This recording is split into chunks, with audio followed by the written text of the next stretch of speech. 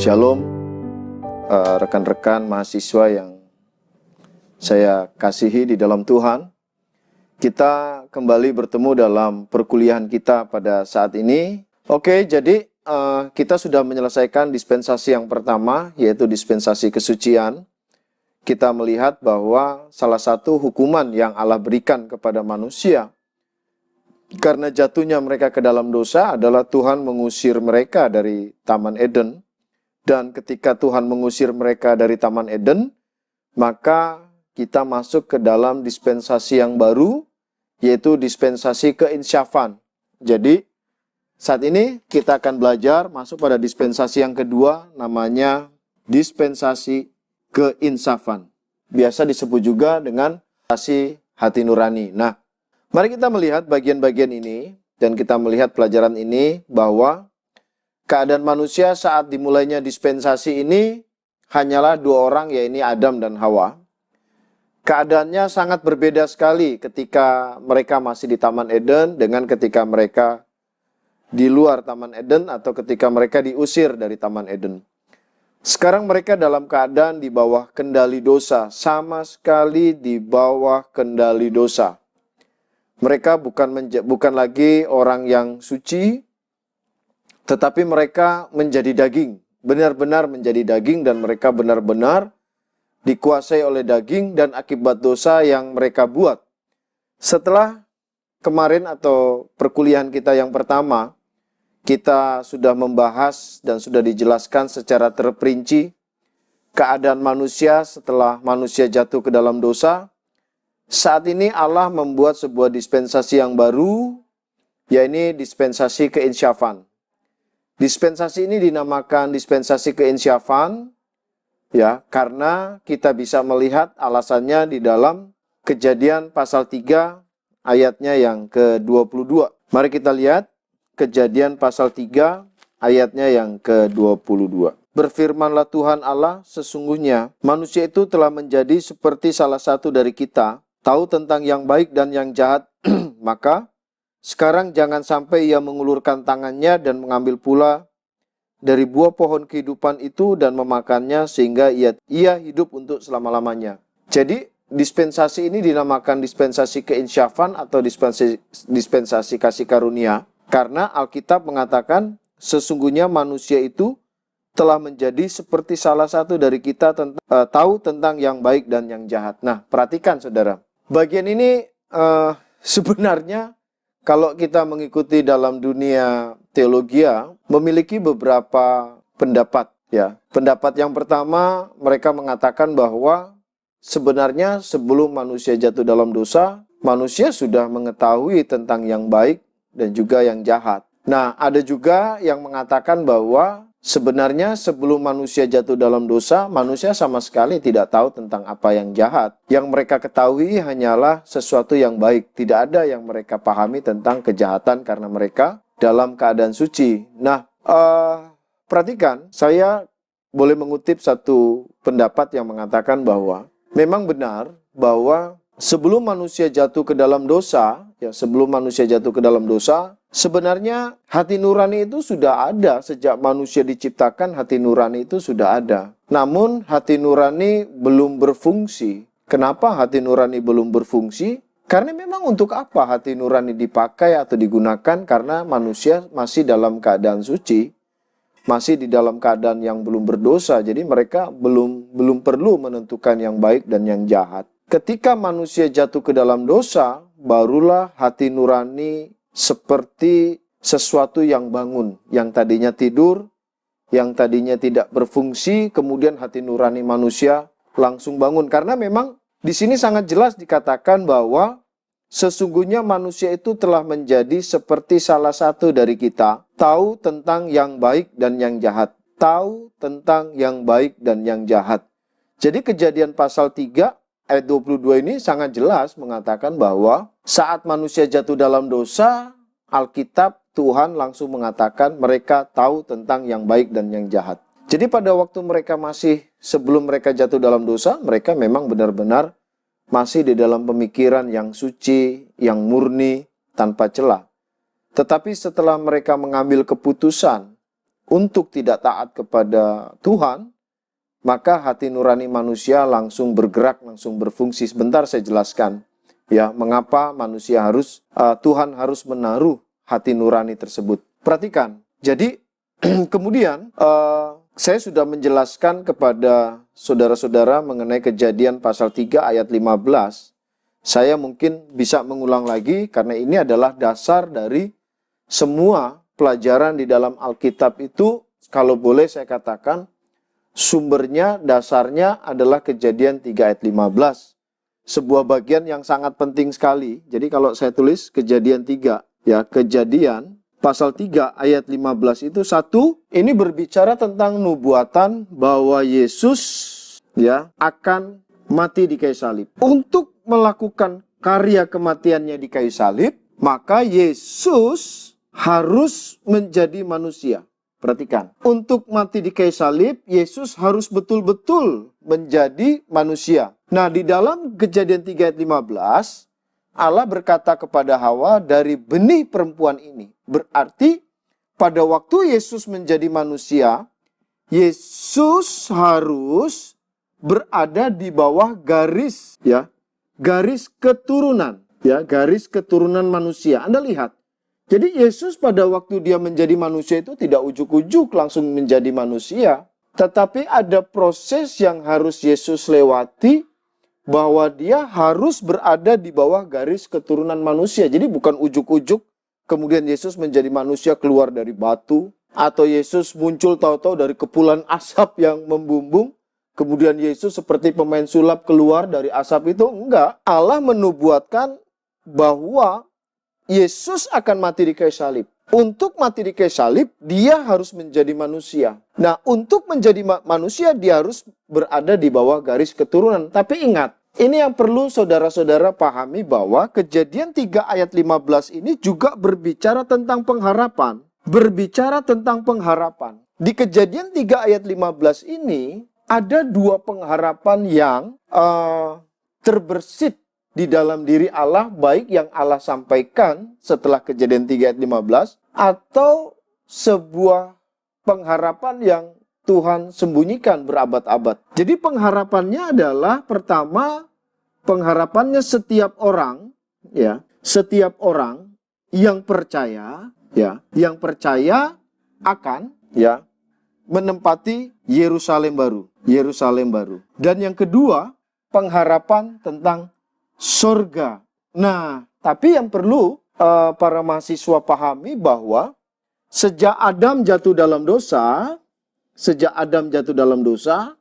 Allah langsung menyampaikan programnya bahwa manusia akan dikembalikan. Pengharapannya setiap orang yang percaya akan tinggal di Yerusalem baru. Tapi pengharapan tentang satu saat ada sekelompok manusia yang percaya yang akan diberikan tempat tinggal di sorga itu Tuhan sembunyikan. Itu menjadi rahasia Allah yang nanti kemudian Allah sampaikan kepada Rasul Paulus. Jadi saya mau mengatakan bahwa nanti di dalam pelajaran dispensasi anugerah bisa juga dinamakan dispensasi misteri, atau sesuatu yang disembunyikan, atau sesuatu yang rahasia yang tidak disampaikan atau tidak dinubuatkan dari zaman-zaman perjanjian lama dan sampai pada zaman Rasul Paulus, itu disimpan oleh Allah. Jadi bukan berarti program sorga atau program tubuh Kristus itu program dadakan, tidak. Satu program yang memang sudah terselip di dalam Kejadian 3 ayat 15 ini.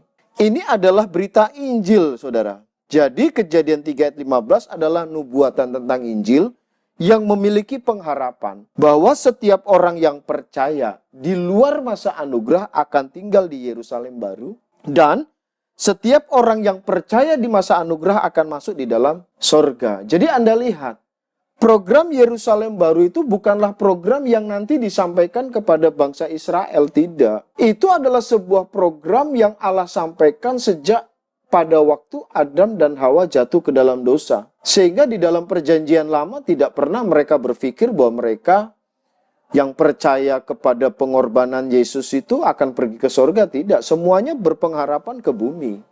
Ya, Nanti ketika Allah memilih bangsa Israel, barulah Allah menjadi barulah Israel menjadi sebuah bangsa yang khusus, yang dikhususkan oleh Allah, yang dipilih oleh Allah untuk menyampaikan berita Injil ini dan pengharapan akan Yerusalem baru. Jadi Allah bekerja lebih spesifik. Yang sebelum bangsa Israel Allah bekerja secara umum, tapi setelah Allah memilih Abraham, Ishak, Yakub dan bangsa Israel, barulah kemudian pekerjaan pemberitaan Injil untuk pengharapan Yerusalem baru itu lebih spesifik kepada orang-orang Israel. Jadi ada kekeliruan yang mengatakan bahwa pengharapan Yerusalem baru itu adalah sebuah pengharapan yang hanya Allah sampaikan pada waktu bangsa Israel. Tidak. Yerusalem baru ini adalah sebuah program pengharapan yang memang sudah sejak dari awal. Karena memang pada waktu Allah menciptakan manusia, Allah punya program kepada manusia untuk tinggal di bumi. Ya, untuk tinggal di bumi, menempati di bumi, beranak cucu di bumi, dan berpengharapan di bumi. Hanya ada satu pengharapan di mana Allah menyimpannya diam-diam, rapat-rapat di dalam hati dan pikirannya, nanti diungkapkan, dinyatakan misteri itu kepada Rasul Paulus pada waktu dispensasi anugerah. Sebentar kita akan lihat. Tetapi yang mau saya sampaikan bahwa Kejadian 3 ayat 15 tentang berita Injil ini adalah berita Injil untuk semua kaum, bahasa, dan bangsa. Namun pengharapannya yang berbeda yang perlu kita pahami. Bahwa orang yang percaya di luar masa anugerah akan tinggal di Yerusalem baru. Dan orang percaya kepada Yesus di masa dispensasi anugerah akan tinggal di sorga. Jadi Anda lihat. Jadi Kejadian 3 ayat 15 ini satu pelajaran yang satu ayat yang sangat luar biasa. Yang merupakan menjadi inti dari induk nubuatan-nubuatan yang ada di dalam Alkitab. Oke, kita lanjut. Jadi kemudian, setelah kita melihat, kemudian kita ingat lagi beberapa pelajaran yang lalu mengenai tentang pada waktu Adam dan Hawa jatuh ke dalam dosa, dan mereka merasa diri mereka telanjang, dan mereka mencoba untuk menutupi ketelanjangan mereka dengan membuat cawat dari daun pohon ara. Dan ketika Allah masuk ke dalam Taman Eden dan mereka mendengar suara Allah memanggil mereka, mereka menjadi takut dan mereka bersembunyi. Dan Allah bertanya, kenapa kamu bersembunyi, kenapa kamu takut? Dan kemudian Adam berkata, kami takut Tuhan sebab kami telanjang. Padahal mereka sudah mengenakan daun, cawat dari daun pohon ara. Tetapi ini membuktikan bahwa di hadapan Tuhan tentang dosa tidak selesai dengan usaha manusia. Dan sudah sejak dari awal Alkitab sudah mengajarkan kepada kita bahwa keselamatan itu diperoleh bukan karena usaha manusia, bukan karena kebaikan manusia, tetapi keselamatan diperoleh karena usaha Allah. Dan Allah memberikan pelajaran ini kepada Adam dan Hawa, di mana Allah mengambil binatang sebagai korban dan disembelih. Diambil kulitnya, dijadikan pakaian dan dikenakan kepada Adam dan Hawa. Ini merupakan gambaran yang penting banget. Karena dengan pengorbanan itu, ini Allah sedang menjelaskan, sedang mengajarkan kepada Adam dan Hawa bahwa ada satu pengorbanan yang sempurna yang akan dikerjakan oleh Yesus di kayu salib. Nah, Anda lihat, kemudian Adam dan Hawa tanpa kita sadari, mereka secara oral menyampaikan pelajaran ini, menyampaikan pemuridan ini, Allah mengadakan pemuridan kepada Adam dan Hawa. Kemudian Adam dan Hawa pun melakukan pemuridan kepada anak-anaknya. Nah, bukti pemuridan itu terjadi adalah dengan pada waktu Habel mempersembahkan korban bakaran. Kemudian terus berlanjut dan berlanjut dan berlanjut di dalam Kejadian pasal 8 kita lihat Nuh juga mempersembahkan korban bakaran, ya. Jadi kita lihat bahwa sebenarnya saya selalu bicara kemana-mana nih, saudara. Khususnya kepada jemaat saya, bahwa gereja yang punya misi itu bukan cuma menginjil. Menginjil baik, tetapi bagi saya itu kurang lengkap. Karena misi Allah adalah hati Allah. Dan gereja yang bermisi itu selalu hubungannya antara penginjilan itu pemuridan. Jadi nggak bisa dipisahkan. Jadi kalau seandainya saudara berbicara tentang misi itu bukan hanya berbicara tentang penginjilan, saudara. Itu baik, itu bagian dari misi. Tetapi penginjilan tanpa pemuridan itu nggak lengkap. Yesus memilih menginjili murid-muridnya dan memuridkan. Paulus juga begitu. Jadi Anda lihat, jadi misi Allah itu selalu sejak dari Kejadian 3 ayat 15, bahwa misi itu selalu, ya perhatikan, misi itu selalu berkaitan dengan penginjilan. Ya, penginjilan. Kemudian, penginjilan itu nggak boleh berdiri sendiri. Gereja yang punya misi atau saudara yang nanti selesai kuliah dan menjadi seorang hamba Tuhan, nggak boleh puas hanya sampai pada penginjilan. Ini baik. Karena ini menyebabkan orang-orang menjadi percaya Yesus dan menjadi bayi-bayi rohani. Dan akan sangat tidak lengkap tugas pekerjaan kita ketika kita hanya menginjil, membuat bayi-bayi itu dan dilepas. Nggak bisa. Jadi harus tindak lanjutnya adalah pemuridan atau disciple. Pemuridan. Nah, tidak cukup sampai pada pemuridan. Gereja yang punya misi tidak cukup sampai pada pemuridan. Ya. Maka pemuridan itu langsung berkaitan atau berurusan dengan pengutusan. Ya. Jadi setelah kita injili, mereka harus dimuridkan di dalam PA-PA, pendidikan-pendidikan Alkitab. Dan kemudian setelah itu kita utus lagi mereka untuk memberitakan Injil. Ya. Dan setelah itu bukan cuma pengutusan, setelah pengutusan diutus, dibiayai. Ya, dibiayai. Dibiayai di dalam pengutusan tersebut untuk memberitakan Injil lagi, untuk membentuk jemaat yang baru. Ya, maka gereja nggak lengkap kalau cuma penginjilan, harus dimuridkan jemaatnya. Dan ada orang yang diutus untuk pergi menjangkau jiwa-jiwa, suku, kaum, dan bahasa. Dan kemudian gereja juga membiayai orang-orang yang diutus. Dan tidak membiarkan mereka hanya dibiayai, tapi harus didampingi. Ya, didampingi. Inilah baru yang dinamakan gereja yang punya misi. Maaf, melenceng sedikit, tapi berkaitan dengan Kejadian 3 ayat 15, ini adalah misi Allah. Anda bisa lihat ketika manusia jatuh dalam dosa. Saya sudah jelaskan beberapa waktu yang lalu bahwa pada waktu manusia jatuh dalam dosa bukan manusia yang mencari Allah. Allah yang langsung mencari manusia di Taman Eden dan memanggil Adam, Adam, Hawa, di manakah kalian? Manusianya yang bersembunyi. Allah mengejar, mencari. Dan kemudian Allah mendidik mereka dalam pemuridan, yaitu mendidik mereka tentang korban persembahan. Allah memberitakan Injil bahwa akan ada, bahwa mengatakan kepada Hawa, keturunanmu, ya, itu berbicara tentang pengorbanan Yesus. Yesus diturunkan sebagai manusia, sebagai Mesias yang akan dipagut tumitnya oleh ular dan mengalami kematian di kayu salib. Itu adalah merupakan bentuk penginjilan dan juga bentuk pemuridan. Ya, bentuk pemuridannya di mana? Pada waktu Allah menunjukkan pengorbanan binatang itu. Saya yakin Allah pasti menjelaskan tujuan dari pengorbanan itu. Dan Adam mendapatkan pengajaran dari situ. Dan pasti Allah mengutus mereka untuk memberitakan lagi ini kepada anak-anak mereka, kepada cucu-cucu mereka. Ingat loh, Adam masih hidup 900 tahun lebih. Tentu dia berbicara, berkata-kata tentang pengorbanan Yesus itu.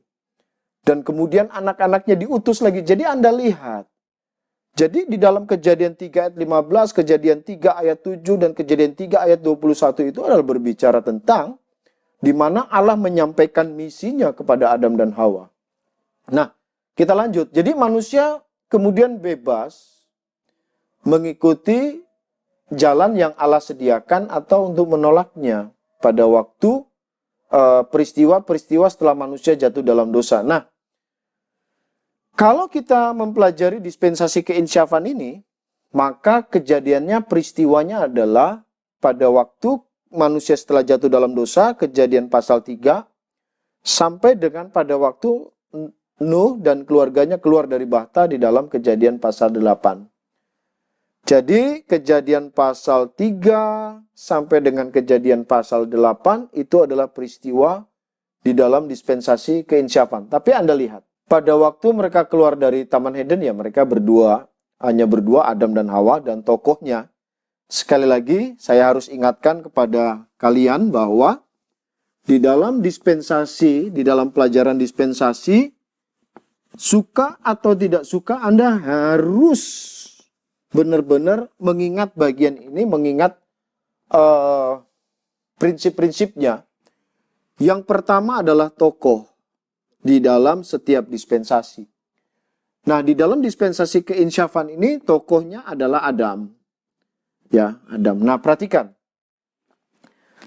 Kalau kita melihat urutannya di dalam kitab Kejadian, Kejadian pasal 3 adalah jatuhnya manusia ke dalam dosa. Kejadian 4, pembunuhan Kain terhadap Habel. Pasal 5 kita melihat itu Toledot, di mana ada perkembangan jumlah manusia yang bertambah banyak. Pasal 6 langsung dibuka dengan bahwa manusia itu sangat banyak, tetapi ayat yang kelima mengatakan manusia sangat rusak. Nanti kita akan lihat di sana. Nah, dengan jatuhnya manusia ke dalam dosa, maka akibatnya sangat luas sekali, saudara. Akibatnya adalah rusak hubungan antara Allah dan manusia. Itu sudah saya jelaskan. Tapi kalau kita melihat gambaran yang diceritakan oleh peristiwa Kain dan Habel itu sangat jelas sekali. Pada waktu Kain mempersembahkan korban kepada Allah, yaitu hasil taninya atau hasil kebunnya, dan itu tidak diterima oleh Tuhan, berbeda dengan persembahan yang dipersembahkan oleh Habel, yaitu korban binatang yang dipersembahkan, dan itu menyenangkan hati Allah. Ada yang sangat lucu sekali yang seringkali saya dengar dari penjelasan beberapa guru sekolah minggu yang tidak memahami tentang karya Injil. Mereka mengajarkan kepada anak-anak sekolah minggunya kenapa persembahan hak Kain tidak diterima. Karena yang dipersembahkannya itu buah-buahannya busuk, buah-buahannya tidak baik. Tidak demikian, saudara. Tetapi sebenarnya itu tidak memperlambangkan korban yang sesungguhnya, yang menceritakan tentang sebuah korban, yang melambangkan sebuah korban yang sempurna, yang nantinya adalah jatuh kepada Yesus Kristus sebagai pengorbanan. Nah, Habel persembahannya diterima karena memang dia mempelajari benar, mengikuti apa yang diajarkan oleh ayahnya dan ibunya, yaitu mempersembahkan binatang sebagai korban persembahan, bahwa dia mempercayai bahwa Yesus akan mati di kayu salib untuk dipersembahkan bagi penebusan dosa. Jadi sebenarnya inti penolakan dan diterimanya persembahan-persembahan tersebut adalah yang satu persembahannya tidak menggambarkan, tidak melambangkan tentang korban persembahan Yesus di kayu salib, dan yang satunya diterima, persembahan Habel diterima karena Habel mempersembahkan korban yang benar-benar melambangkan tentang Yesus Kristus sebagai korban yang sempurna itu. Nah, Anda lihat, pada waktu Allah menolak persembahan Kain, maka Kain menjadi panas sekali hatinya, jadi marah sekali. Anda lihat, ketika Kain merasa diri tertolak, apa yang terjadi? Hubungan antara Kain dengan Tuhan tidak baik. Bukan Tuhan tidak mengasihi Kain, Tuhan mengasihi. Tuhan sangat mengasihi Kain, karena kita tahu bahwa Allah punya sifat dasar, yaitu kasih. Allah adalah kasih. Semua yang Tuhan buat, semua yang Tuhan lakukan, pasti menunjukkan kasihnya kepada manusia. Tetapi Kain tidak menerima sikap apa yang dibuat Allah kepadanya. Harusnya apa yang diperlakukan Kain ketika dia menyadari kesalahannya?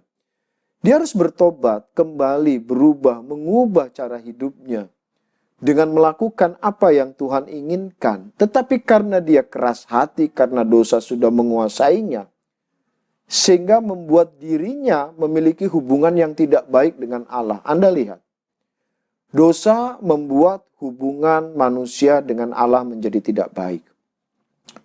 Saudara tahu apa prinsip yang kita dapat di sini, bahwa ketika saudara dan saya jatuh dalam dosa, ketika kita hidup di dalam dosa, ketika kita gemar dengan dosa, maka yang terjadi adalah hubungan dengan Tuhan menjadi tidak baik. Saya selalu mengajarkan kepada jemaat saya, ketika seorang anak Tuhan, seorang anak Tuhan berbuat dosa, berbuat dosa, saya selalu mengatakan begini, walaupun ini tidak sempurna, tetapi saya selalu mengatakan, ada konsekuensi dari yang namanya relationship. Relationship dan fellowship. Fellowship. Nah, pada waktu anak Tuhan berbuat dosa, relationship hubungannya sebagai anak dan bapak nggak rusak. Hubungan kita sebagai seorang yang sudah diselamatkan tidak terganggu di situ. Sebagai seorang yang telah dikuduskan tidak terganggu, tetapi fellowship kita, penyembahan kita kepada Tuhan terganggu, sangat terganggu ketika kita berbuat dosa. Dan Anda lihat, ketika fellowship terganggu, hubungan fellowship kita dengan Tuhan terganggu, apa yang jadi? Anda lihat. Pada waktu Kain membunuh Habel, yang saya tanya kepada saudara adalah apa? Apakah ada kesalahan Habel terhadap kakaknya? Tidak ada. Habel sama sekali tidak memiliki kesalahan apapun terhadap Kain. Tetapi karena Kain memiliki fellowship yang tidak baik dengan Tuhan, maka menyebabkan ia menjadi panas hati kepada Habel. Dia menjadi iri hati terhadap Habel. Anda lihat, fellowship kita dengan Tuhan terganggu. Fellowship Kain dengan Tuhan terganggu, maka terganggulah hubungan sesama manusia. Anda lihat, saya sebagai gembala belum lama, saya menerima Yesus sebagai Tuhan dan Juru Selamat pribadi saya tahun 97, Januari, dan bulan Mei saya sudah melayani Tuhan. 4 bulan setelah saya percaya Yesus, saya mulai menginjil dan juga saya lain kali kalau mengingat bagian itu agak sedikit malu hati juga karena baru 4 bulan percaya Yesus, tapi sudah berani untuk membuka pos PA.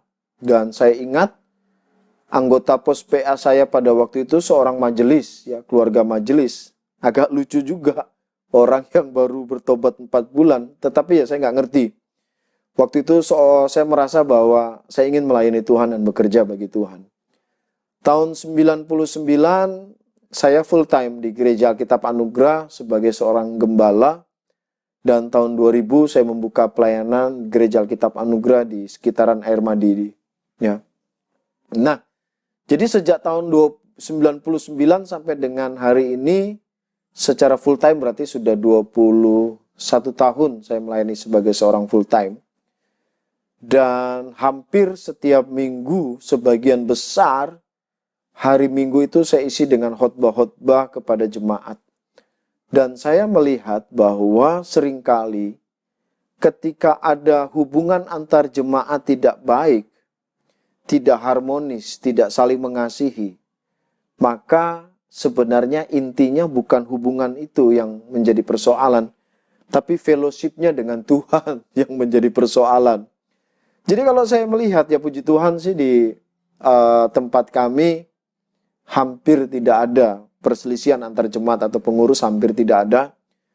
Tapi kalau saya melihat ada beberapa organisasi ketika saya pimpin di sebuah tempat pelayanan, atau saya mendengar dari keluhan-keluhan banyak anak-anak Tuhan, dan mereka mengeluh para presbiternya atau para penatuannya setiap kali rapat sampai berkelahi, sampai boleh dibilang sampai teriak-teriak, sampai gebrak-gebrak meja. Sebenarnya itu hanyalah merupakan sebuah gambaran bahwa mereka hubungannya sedang tidak baik dengan Tuhan. Kalau hubungannya tidak baik dengan Tuhan, maka pelajaran yang kita dapat dari peristiwa Kain dan Habel adalah dosa. Jadi, saya yakin orang tersebut sedang menyimpan dosa atau sedang terikat oleh sebuah dosa yang menyebabkan fellowship-nya dengan Tuhan terganggu dan relationship kepada sesama juga terganggu, persahabatannya terganggu, hubungannya terganggu. Jadi kita lihat peristiwa Kain dan Habel itu memiliki makna yang begitu luas dan dalam, saudara. Ya. Dan kemudian pada akhirnya adalah tindakan kejahatan yang dilakukan oleh Kain terhadap Habel. Jadi Anda lihat, dosa menyebabkan fellowship dengan Tuhan terganggu. Jika fellowship dengan Tuhan terganggu, maka relationship dengan sesama anak Tuhan terganggu. Relationship dengan sesama manusia terganggu. Dan pada akhirnya adalah tindakan dosa yang diperbuatnya. Ya, macam-macam. Bisa saja maki-makian. Bisa saja, ya macam-macam lah tindakan dosa, ekspresi dosa itu sendiri. Jadi, kemudian yang kedua, setelah manusia jatuh ke dalam dosa, Anda lihat, ini menarik. Mari kita lihat dalam Kejadian pasal 5, ayat 1 sampai dengan ayat yang ketiga. Ini saya senang sekali menjelaskan bagian ini. Perhatikan. Inilah daftar keturunan Adam pada waktu manusia itu diciptakan oleh Allah. Dibuatnyalah dia menurut rupa Allah. Laki-laki dan perempuan diciptakannya mereka. Ia memberkati mereka dan memberikan nama manusia kepada mereka pada waktu mereka diciptakan. Setelah Adam hidup 130 tahun, ia memperanakan seorang laki-laki menurut rupa dan gambarnya, lalu memberi nama Set kepadanya. Perhatikan. Ayat pertama dan ayat yang kedua adalah ayat yang menceritakan sebelum Adam dan Hawa jatuh ke dalam dosa. Ayat itu berkata begini. Inilah daftar keturunan Adam pada waktu manusia diciptakan oleh Allah. Pada waktu manusia diciptakan oleh Allah, dibuatnyalah dia menurut rupa Allah. Jadi ayat pertama adalah ayat penjelasan kembali tentang proses penciptaan manusia, di mana manusia diciptakan menurut rupa dan gambar Allah.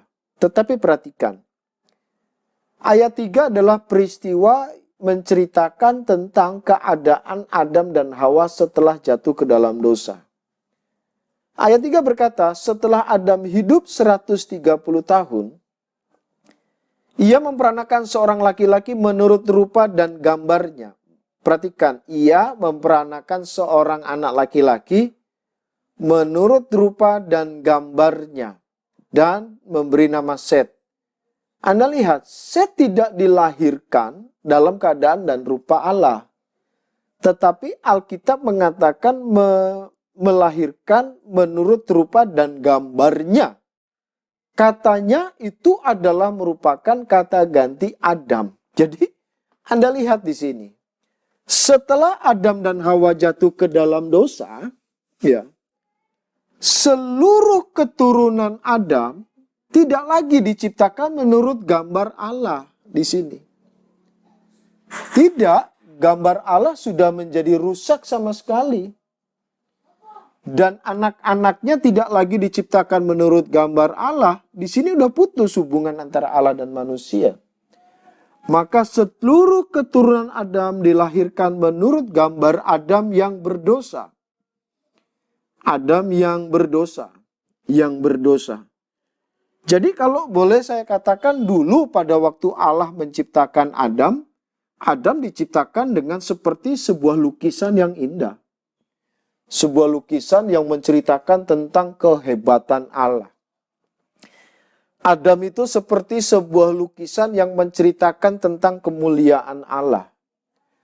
Adam itu pada waktu diciptakan seperti sebuah lukisan yang menceritakan tentang kemahakuasaan Allah. Jadi kalau Anda melihat, ini seandainya ya, kalau Anda melihat Adam yang sebelum jatuh ke dalam dosa, yang Anda lihat bukan Adam, tetapi yang kita lihat adalah Allah ditampilkan melalui cara hidup Adam, melalui cara perkataannya Adam, melalui semua hal yang dibuat oleh Adam, maka yang nampak semuanya adalah Allah. Inilah yang dinamakan kemuliaan atau memuliakan Allah.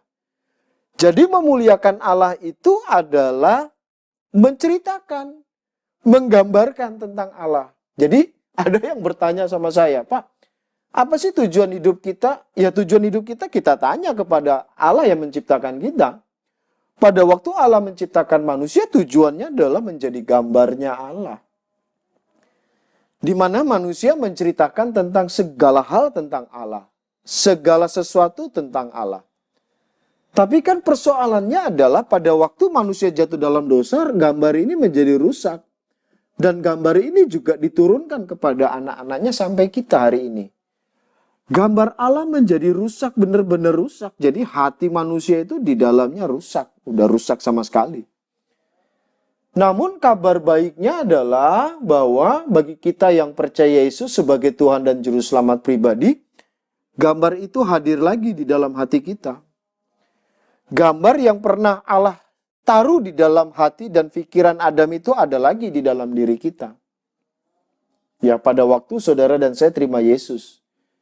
Karena pada waktu kita percaya Yesus sebagai Tuhan dan Juru Selamat pribadi, maka Yesus hadir dalam diri kita. Gambar itu ada lagi, gambarannya Allah, pribadinya Allah itu ada lagi di dalam diri kita. Karena secara sepenuhnya Allah ada di dalam diri kita. Nah, tapi ada sebuah persoalan penting, gambar ini dibungkus oleh daging. Oleh kedagingan kita. Ya. Nah, tugas kita hari ini bagaimana daging ini hancur, kemudian Allah tertampil, terekspresi melalui cara kita berbicara, bertindak, dan sebagainya. Itulah yang dinamakan memuliakan. Jadi, sedikit melenceng, tapi ini penting, bahwa tujuan hidup kita hari ini adalah bagaimana Allah bisa ditampilkan melalui perkataan kita, perbuatan kita. Kan lucu. Kalau kita mengatakan kita orang Kristen yang percaya Yesus, memiliki Yesus dalam hati, tetapi di gereja kok terjadi gontok-gontokan gitu loh. Itu kan aneh. Kalau selalu bertengkar dengan orang, selalu bermusuhan dengan orang, selalu punya masalah dengan orang lain, ya itu aneh bagi saya. Karena dia masih diikat oleh kedagingannya, tidak ada ekspresi. Jadi yang tertampil di sini, di lukisan ini bukan Yesus yang tertampil. Yang ditampilkan hanyalah kedagingan semata-mata. Dan itu menyedihkan hati Tuhan. Karena tanggung jawab kita adalah untuk menampilkan Tuhan dalam diri ini. Karena Paulus mengatakan 1 Korintus 10, baik engkau makan, baik engkau minum, baik engkau melakukan apapun, lakukanlah itu untuk kemuliaan Allah. Karena memang tujuan kita diciptakan, tujuan saudara dan saya dilahirkan baru itu bukan hanya untuk menempati sorga. Kita belum di sorga, kita masih di bumi ini. Tujuannya apa? Untuk menceritakan, menampilkan Yesus ketika orang lain melihat hidup kita. Maka Yesus yang tertampil. Nah ini penting saudara, dalam Kejadian pasal 5 ini dijelaskan. Bahwa Kain ketika memperanakan anaknya itu tidak lagi memperanakan menurut gambar Allah. Menurut gambarnya Adam yang sudah berdosa, rusak. Tapi puji Tuhan hari ini saudara dan saya yang sudah percaya Yesus sebagai Tuhan dan Juru Selamat, gambar itu ada lagi di dalam diri kita. Tanggung jawab kita hari ini apa?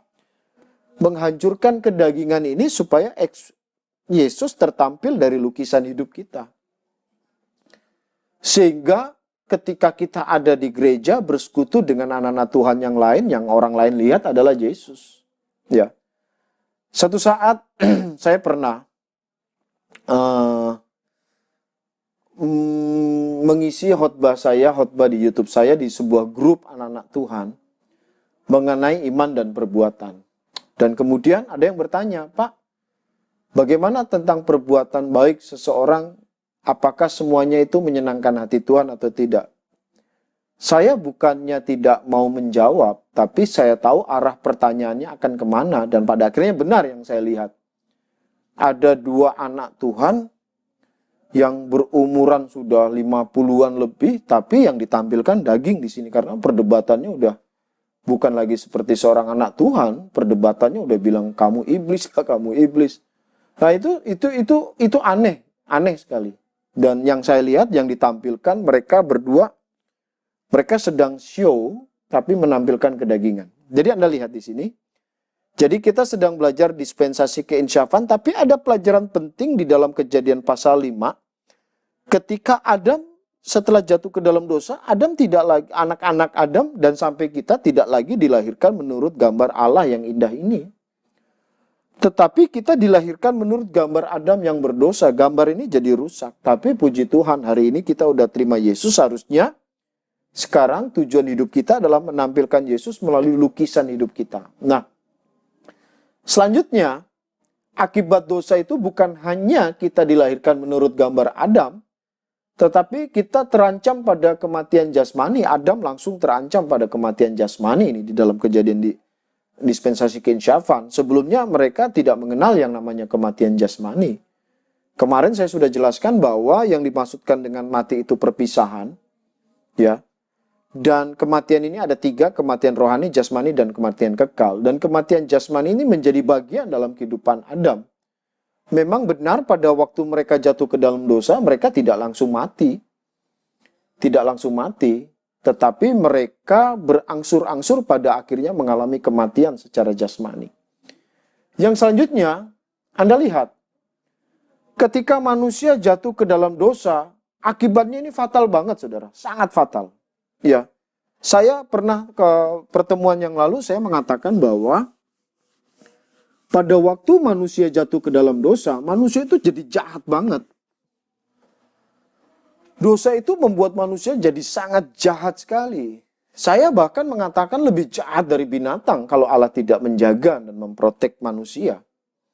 Ya, Anda lihat sendiri aja deh dalam pengalaman kehidupan kita. Ular yang kita katakan jahat, ular itu tidak akan menyerang kita kalau mereka tidak merasa terancam. Tetapi manusia tidak perlu merasa terancam untuk mengancam orang lain. Anda lihat. Ya. Nah, perhatikan. Ada yang bertanya sama saya, Pak, apakah malu itu berdosa? Apakah takut itu berdosa? Apakah khawatir itu berdosa? Anda lihat. Pada waktu manusia jatuh ke dalam dosa, saya yakin Tuhan menaruh rasa takut di dalam diri manusia. Saya yakin Allah menaruh juga rasa khawatir di dalam diri manusia. Allah menaruh rasa malu di dalam diri manusia. Anda bisa bayangkan kalau seandainya Tuhan tidak taruh rasa malu di dalam diri manusia. Apa yang jadi? Rasa malu itulah yang membatasi manusia akan berbuat dosa loh. Kalau seandainya nggak punya rasa malu, udah main curi aja udah, nggak perlu nggak ada rasa malu kok. Ya Allah taruh rasa takut. Anda bisa bayangkan kalau semua manusia di dunia ini nggak ada rasa takut, baku bunuh. Kalau tidak ada rasa khawatir, wah ini bahaya juga. Jadi Anda lihat, tapi bagi kita anak Tuhan, takut itu wajar, kita manusia. Tapi akan menjadi berdosa kalau tidak bergantung kepada Tuhan.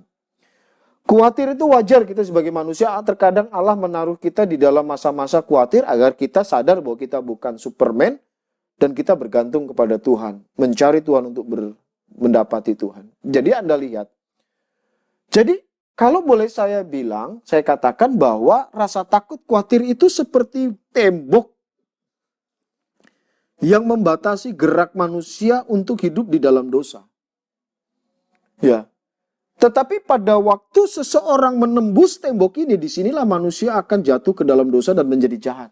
Saya mengatakan bahwa dalam Kejadian pasal 3 ayat 22 bahwa manusia hati nuraninya menjadi begitu aktif. Nah, inilah oleh karena itu di dalam dispensasi ini setelah kita melihat tokohnya, kita akan masuk pada bagian yang kedua yaitu hati nurani.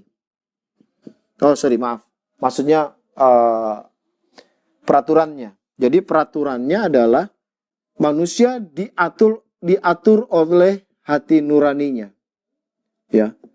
Jadi manusia diatur oleh hati nurani. Nah, sekarang apa yang dimaksudkan dengan hati nurani? Hati nurani adalah anugerah yang Allah berikan atau kemampuan yang Allah berikan kepada manusia untuk memahami, untuk merasakan suatu perkara benar ataupun salah. Sekali lagi. Hati nurani adalah kemampuan yang Allah berikan kepada manusia untuk dapat memahami, untuk dapat merasakan suatu perkara itu benar atau salah. Jadi hati nurani manusia itulah yang akan menuntun seseorang untuk berlaku benar atau berlaku salah. Tetapi ingat, Walaupun hati nurani ini selalu berbicara jujur, tetapi bukan hati nuranilah yang menyelamatkan manusia. Bukan moral, karena hati nurani itu akan berakibat, akan berimbas kepada moral kehidupan manusia. Hati nurani akan berakibat pada budaya. Hati nurani akan berakibat pada kehidupan sosial dan sebagainya. Ya, perhatikan saudara. Jadi hati nurani itu selalu berkata jujur dan berkata baik. Ketika seseorang manusia menabrak atau menjebol tembok hati nuraninya, maka akan jahat. Jadi Anda lihat. Jadi hati nurani itu Allah berikan di dalam diri manusia untuk membatasi manusia dari kejahatan. Anda bisa bayangkan deh. Kalau setelah Adam dan Hawa dan seluruh manusia jatuh ke dalam dosa dan Tuhan tidak menaruh hati nurani di dalam diri manusia, maka yang terjadi adalah kekacauan. Nah, inilah yang terjadi di dalam dispensasi keinsyafan. Di mana hanya 8 orang yang menggunakan hati nuraninya untuk menentukan kehidupannya.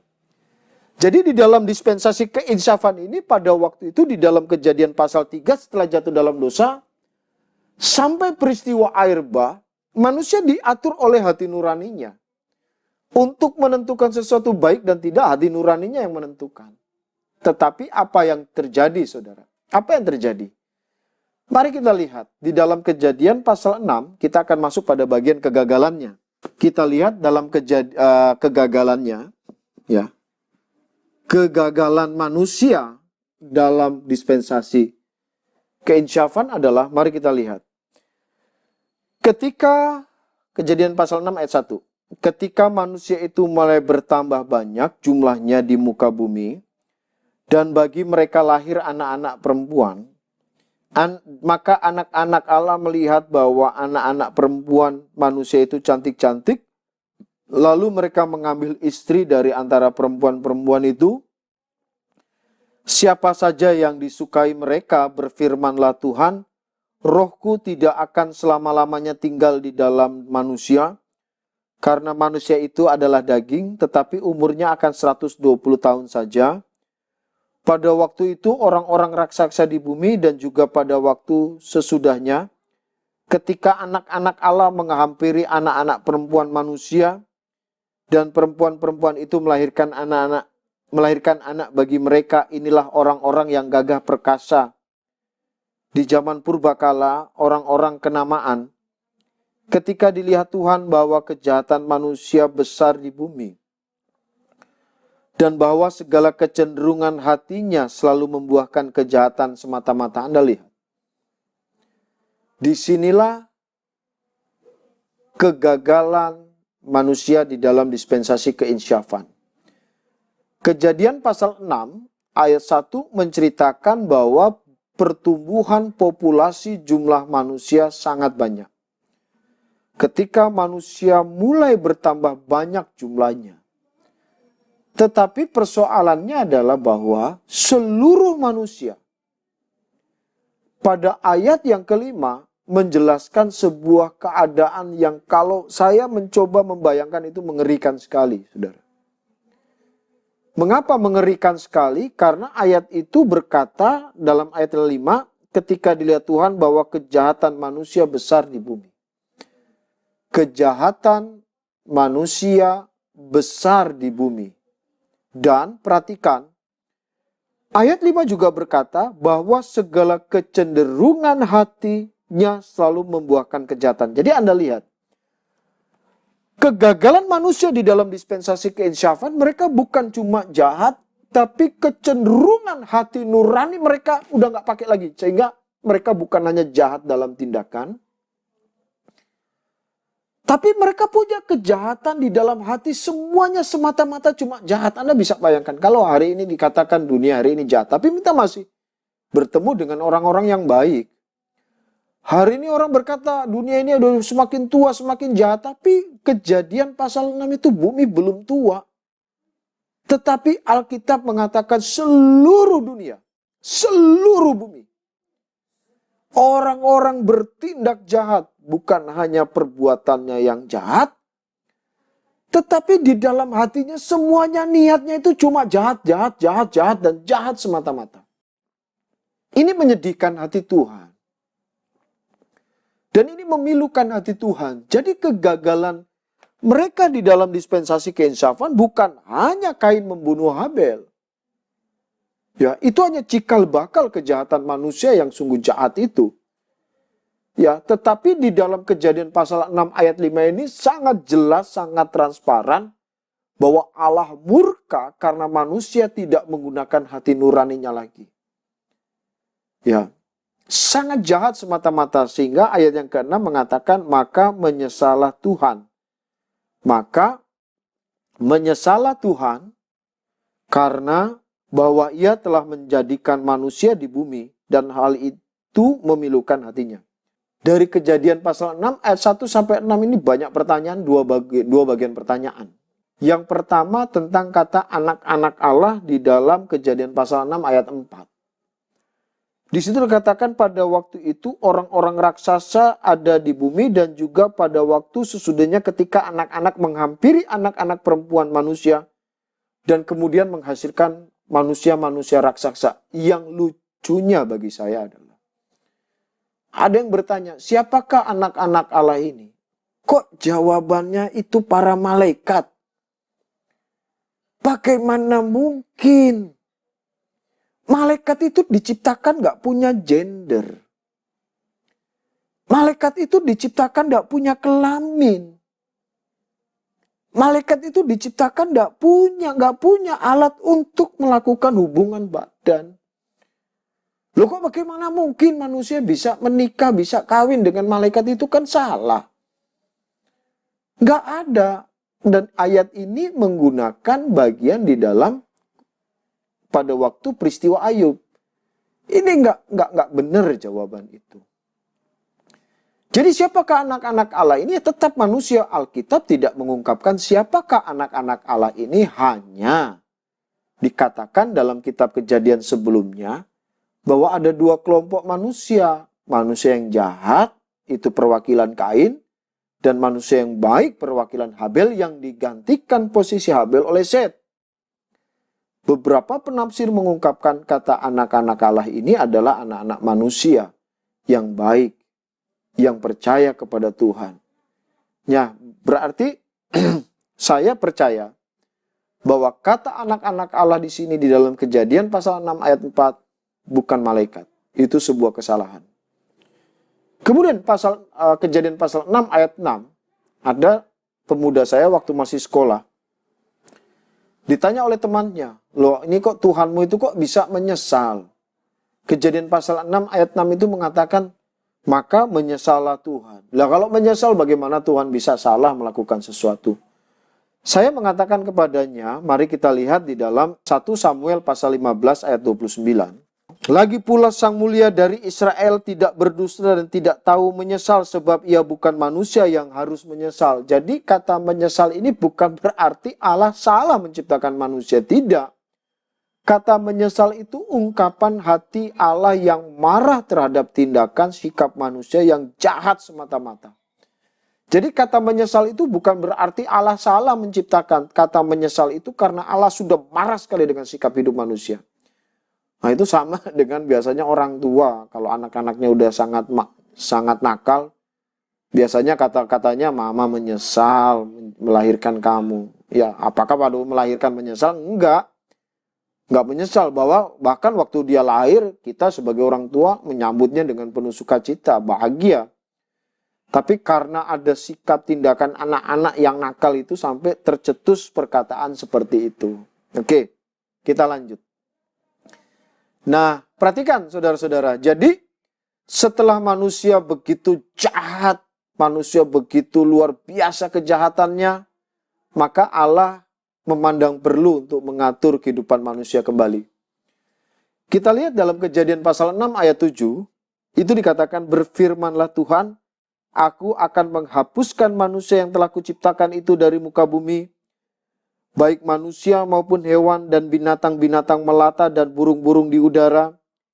Sebab aku menyesal bahwa aku telah menjadikan mereka. Jadi Kejadian pasal 6 ayat 7 Allah akan mengubah lagi caranya dalam mengatur kehidupan manusia. Ya, Allah mengatakan, aku akan menghapuskan manusia di muka bumi ini dan seluruh binatang. Tetapi puji Tuhan, ada satu keluarga yang mendapatkan anugerah Tuhan, yaitu Nuh, istrinya, ketiga anaknya, dan ketiga anak mantunya. Namun sebelum membahas bagian itu, mari kita lihat di dalam Kejadian pasal 6 ayat yang ke-17. Jadi, kalau kita masuk pada bagian yang keempat, setelah kegagalan adalah penghukuman. Ya, penghukuman. Sekarang kita akan masuk pada bagian penghukuman. Pada bagian penghukuman, yang pertama, Allah memiliki program yang baru. Ya, di situ dikatakan bahwa Allah akan mengubah cara kehidupan manusia. Ya. Nah, cara mengubahnya bagaimana? Mari kita lihat dalam Kejadian pasal 6 ayat yang ke-17 mengatakan, sebab sesungguhnya aku akan mendatangkan air bah meliputi seluruh bumi untuk memusnahkan segala yang hidup dan yang bernyawa di kolong langit, segala yang ada di bumi dan segala di bumi akan mati binasa. Jadi, caranya adalah Allah menghapuskan manusia yang jahat ini, menggantikan proses kehidupan manusia melalui Nuh. Ya. Nah, ayat 17 dalam Kejadian pasal 6 ini, Alkitab mengatakan Allah memberikan sebuah pengumuman. Ingat ya, saya tadi salah bilang mengatakan bahwa Allah mau tidak menggantikan manusia, tetapi Allah menghapuskan manusia yang jahat dan memulai kehidupan yang baru melalui Nuh dan keluarganya. Ayat 6:17 mengatakan bahwa di situ adalah pengumuman. Allah pengumuman bahwa Allah akan membinasakan manusia. Dan pengumuman ini disampaikan oleh Nuh ke manusia-manusia pada zaman itu. Ya, tapi tidak ada yang percaya apa yang disampaikan Nuh. Kenapa mereka tidak percaya? Ya, karena mereka jahat, satu. Ya. Kehidupan mereka sangat jahat, manusia sangat jauh, udah gak peduli dengan Tuhan. Udah gak peduli dengan suara Tuhan. Tapi yang aneh adalah, yang bukan aneh juga sih sebenarnya, luar biasa dari seorang yang bernama Nuh. Dia begitu taat terhadap perintah Tuhan. Nanti kita akan bahas bagian ini setelah bagian kegagalan dan penghukuman. Jadi Allah mengumumkan bahwa Allah akan membinasakan manusia dengan air bah. Jadi bukan berarti sekonyong-konyong Tuhan kasih air bah itu. Allah umumkan dulu. Dan pada akhirnya memang terbukti nggak ada yang percaya selain Nuh dan keluarganya. Nah, kemudian ketika kita masuk di dalam Kejadian pasal 6 ayat yang ke-20, dari segala jenis burung dan dari segala jenis hewan, dari segala jenis binatang melata di muka bumi, dari semuanya itu harus datang satu persatu sepasang kepadamu, supaya terpelihara hidupnya. Wah, ini mujizat loh saudara. Tuhan membawa binatang sepasang untuk datang kepada Nuh dan masuk ke dalam bahtera. Ya. Wah, ini hebat banget. Ini mujizat yang luar biasa. Mereka binatang tunduk kepada pimpinan Tuhan untuk datang kepada Nuh dan masuk ke dalam bahtera. Saya di bagian ini ini hanya kelakar saja, hanya bercanda sama jemaat. Binatang aja tunduk sama Tuhan. Patuh sama Tuhan. Loh, kok kita nggak mau patuh sama Tuhan? Masa binatang di zamannya Nuh lebih taat daripada kita? Maaf, ini cuma kelakar. Nah, Anda lihat. Kemudian, Kejadian pasal 7 ayat 1-3 berkata, Allah bilang begini. Setelah Allah umumkan, Allah perintahkan untuk binatang masuk sepasang, Nuh juga mengumpulkan binatang sepasang, dan pasal 7 ayat 1-3 berkata, lalu berfirmanlah Tuhan kepada Nuh, masuklah ke dalam bahtera itu, engkau dan seisi rumahmu, sebab engkaulah yang kulihat benar di hadapanku, di antara orang zaman ini.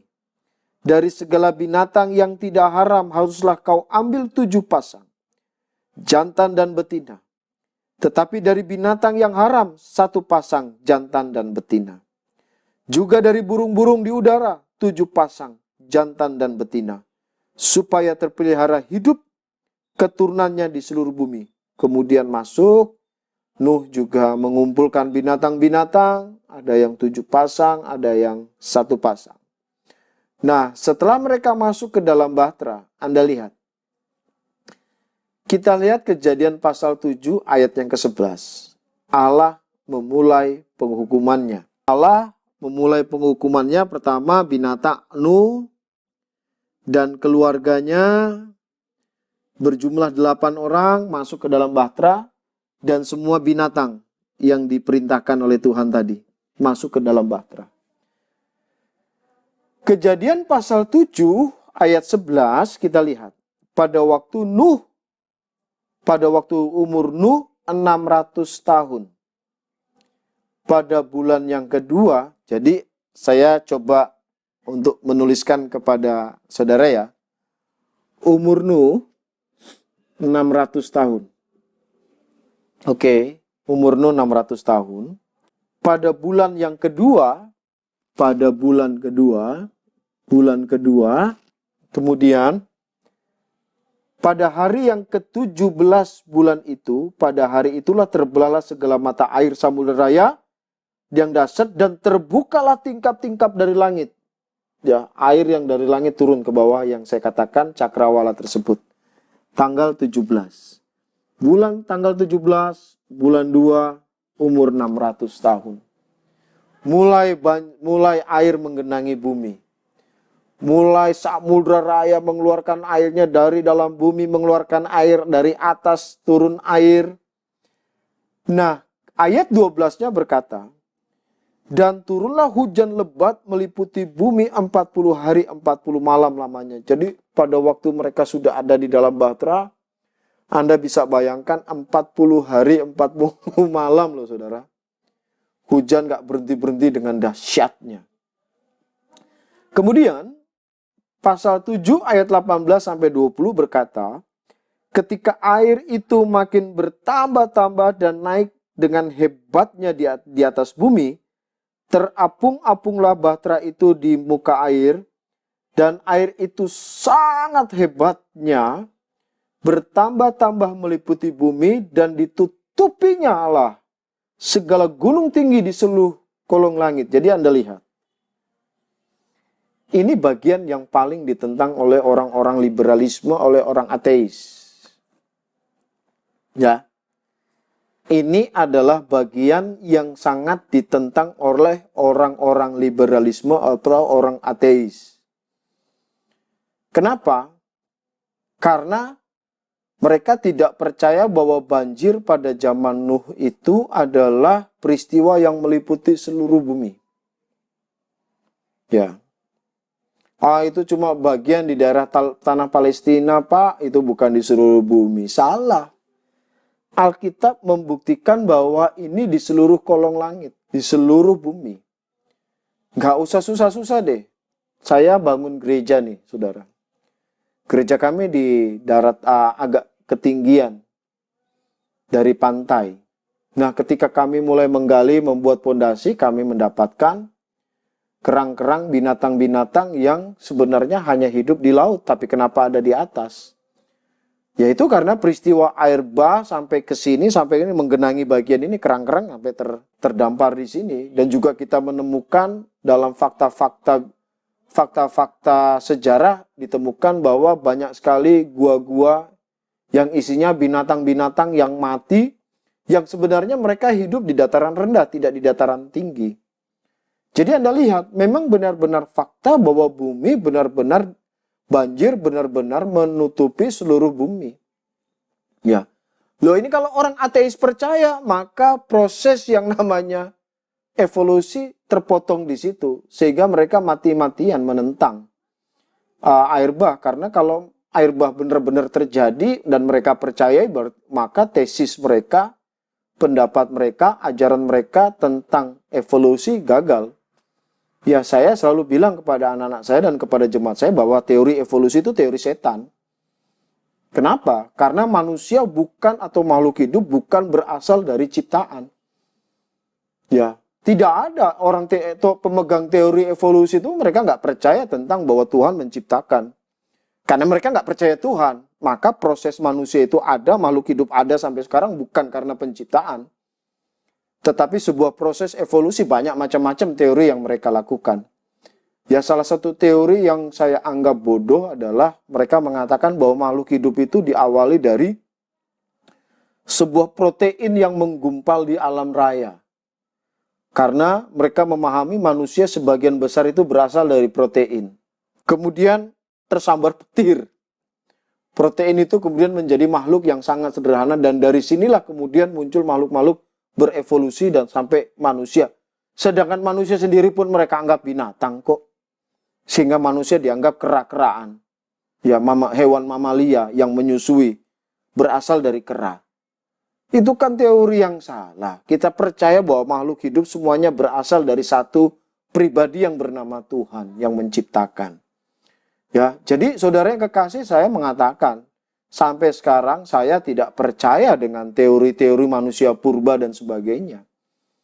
Saya tidak percaya dengan binatang-binatang purba. Semua diciptakan oleh Tuhan sempurna pada waktu hari penciptaan. Binatang pada hari yang kelima dan pada hari yang keenam. Tidak ada lagi binatang purba. Semuanya diciptakan dalam waktu yang bersamaan. Ya, tidak memang benar-benar sempurna. Ya, oleh karena itu Alkitab kita bisa melihat dari penjelasan-penjelasan yang ada, ya tidak sampai jutaan tahun bumi ini. Baru 6.000 sampai 10.000 tahun saja. Nah, perhatikan saudara, kita lanjut. Semua yang ada di luar bahtera kemudian mati. Dalam Kejadian pasal 7 ayat 21 sampai 23 mengatakan, sebelumnya kita baca dulu ayat yang ke-20, ini penting. Sampai 15 hasta di atasnya bertambah-tambah air itu sehingga menutupi gunung-gunung. Jadi dari puncak gunung itu 15 hasta ke atas. Nggak ada yang bisa hidup. Nggak ada yang bisa hidup. Karena peristiwa air bah ini yang di luar bahtera. Ya. Lanjut ayat 21, lalu mati binasalah segala yang hidup yang bergerak di bumi. Burung-burung, ternak dan binatang liar dan segala binatang merayap yang berkeriapan di bumi, serta semua manusia. Matilah segala yang ada nafas hidup dalam hidungnya, segala yang ada di darat, demikianlah dihapuskan Allah segala yang ada, segala yang di muka bumi, baik manusia maupun hewan, dan binatang-binatang melata, dan burung-burung di udara, sehingga semuanya dihapuskan dari atas bumi. Hanya Nuh yang tinggal hidup dan semua yang bersama-sama dengan dia dalam bahtera itu.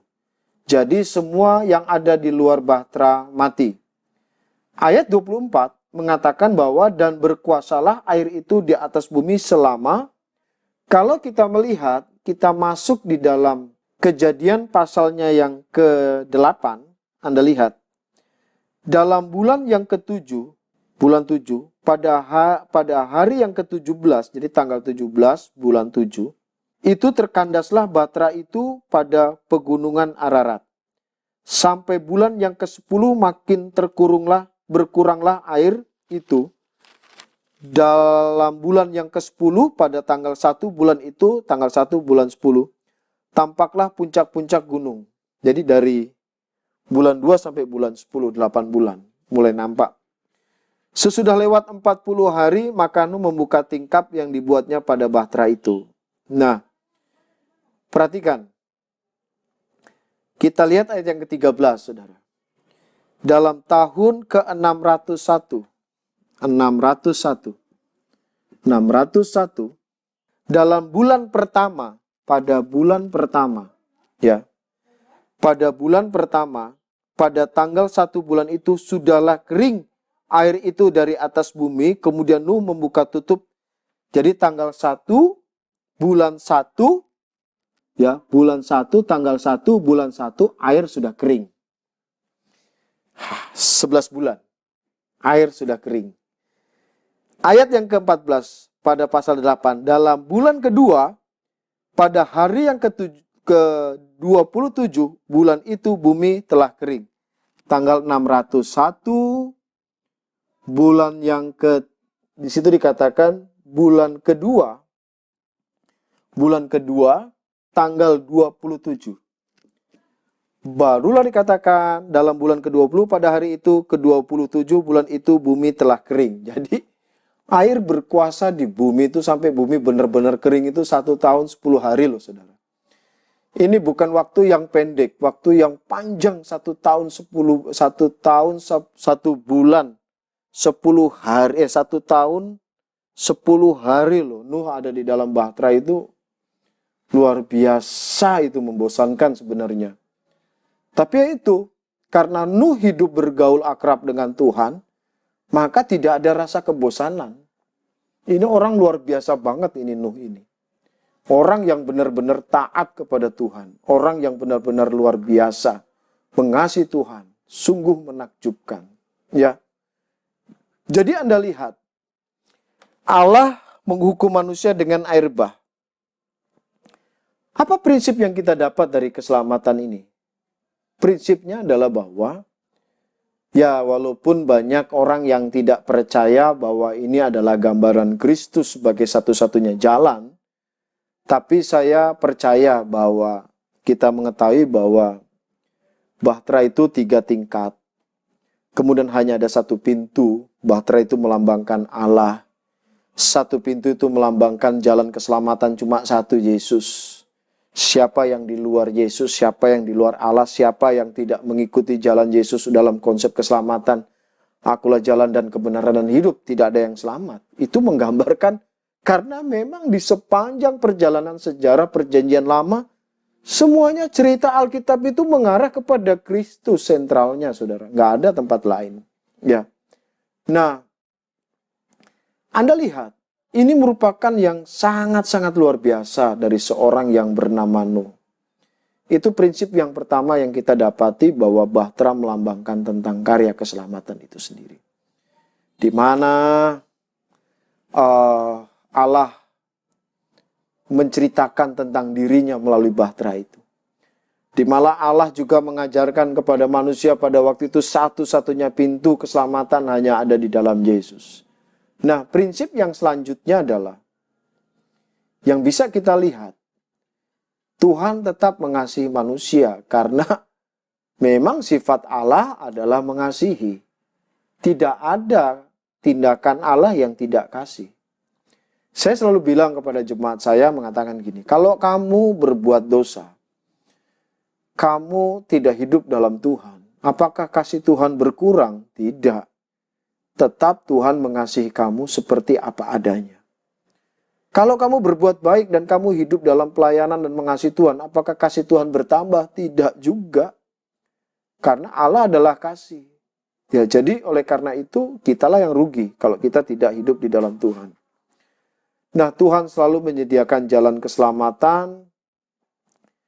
Namun Tuhan tetap memberikan kebebasan kepada manusia untuk mengikuti Tuhan atau menolak Tuhan, saudara. Ya, jadi kita lihat betapa luar biasanya pelajaran yang kita pelajari pada saat ini, ya, tentang dispensasi keinsyafan, suatu materi yang sangat dalam, suatu materi yang penting yang harus kita pelajari. Ada beberapa prinsip-prinsip praktis.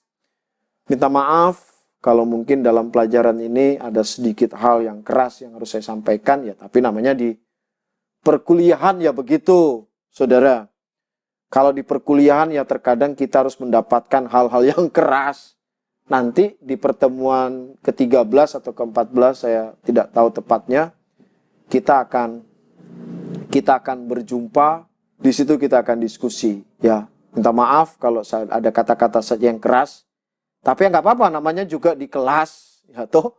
Jadi kalau ada hal yang keras kita bahas. Nah, yang saya selalu di mana-mana mengajar tentang dispensasi itu, saya ingin juga saudara-saudara bukan hanya mendapatkan nilai teologisnya, tapi kita bisa mendapatkan nilai praktisnya. Jadi ingat, para mahasiswa yang saya kasihi, di dalam perkuliahan saya, walaupun bernilai teologis, tetapi saya mencoba untuk menangkap, menarik hal-hal praktis yang kita bisa dapatkan untuk pertumbuhan iman kita secara bersama.